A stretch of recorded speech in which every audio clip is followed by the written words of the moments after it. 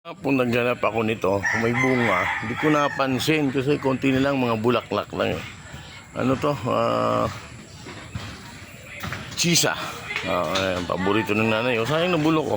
Uunin ko yung buto at dadalhin ko sa La Union. Pero magagawa ko ng magmamarkot ako ng isang sanga. At kung makabalik isang buwan, pwede na siguro buhay ko to, chisa to. Ayan yung kinunan ko ng saging.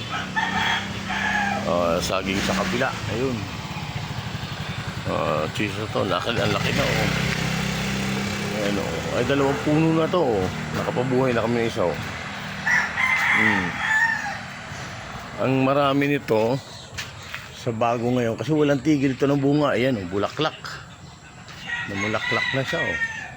Ayun. Ayun oh, yun, bulaklak yan. Bulaklak kaya ayan. Madala ko to at mapabuhay at the same time magagawa ako ng markot para kung sakaling makabreak in 1 month pwede nang i-transplant. Ito, masarap po to, sesa. Okay.